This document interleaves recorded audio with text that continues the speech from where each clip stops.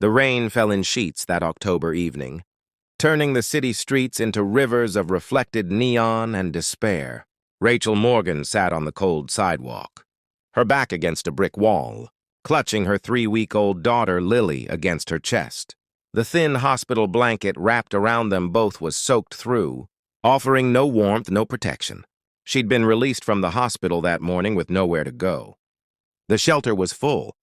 Her apartment was gone, rent unpaid during her difficult pregnancy. Her family had turned their backs when she refused to give the baby up for adoption. At 26, Rachel had nothing but the infant in her arms and a mother's fierce determination to protect her. But determination couldn't fight off the fever burning through her body, the infection from complications nobody had caught in time. Rachel's vision blurred. The hospital bracelet on her wrist felt tight, mocking. She'd left against medical advice because they were going to call child services. She couldn't let them take Lily. She couldn't. People hurried past, umbrellas bobbing like dark flowers, eyes sliding away from the young woman and baby huddled in the rain. Too uncomfortable? Too complicated? Too easy to pretend they didn't see. Rachel tried to stand, to find somewhere dry for Lily, but her legs buckled. She collapsed back onto the pavement, pulling her baby close, sheltering that tiny body with her own. "Please," she whispered to no one. To everyone, to God. "Please, someone help my baby." The world tilted. The city lights swam together into meaningless streaks of color. Rachel's last conscious thought was of Lily's heartbeat against her chest, that precious flutter of life she'd give anything to protect.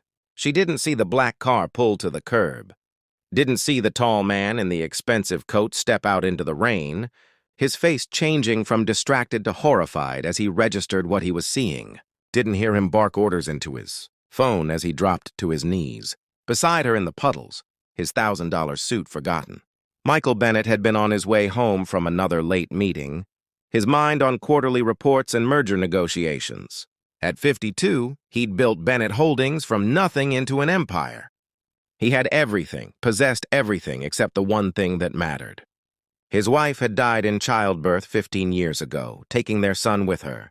He'd thrown himself into work, into building monuments to success that couldn't fill the emptiness inside. But when he saw Rachel collapsed on that street, clutching her baby, something in him cracked open.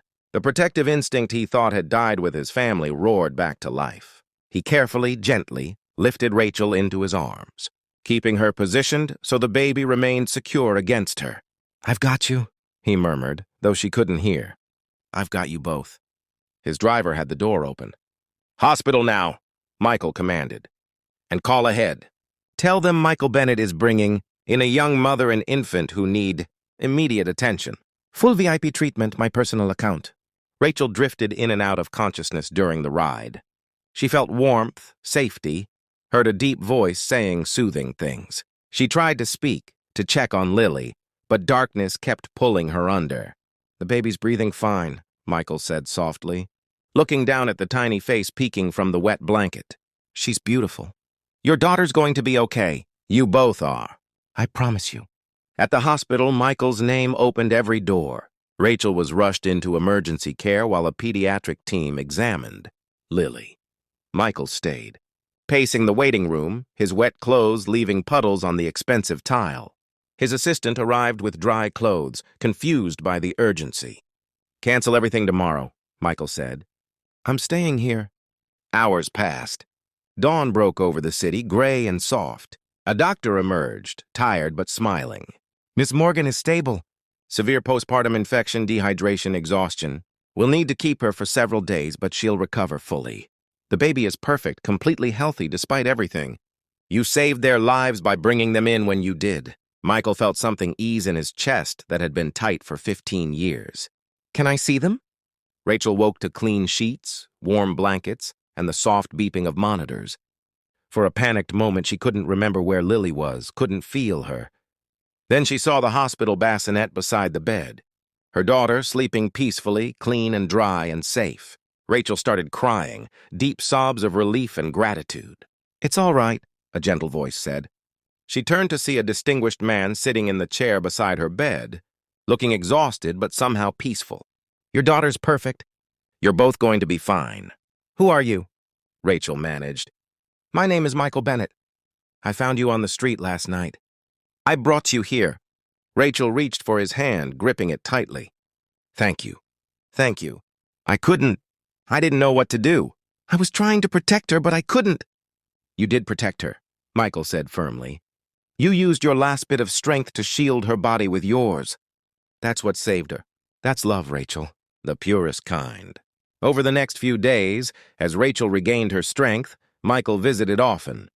He brought her meals, sat with Lily when Rachel needed to rest, and most importantly, listened. Rachel told him everything.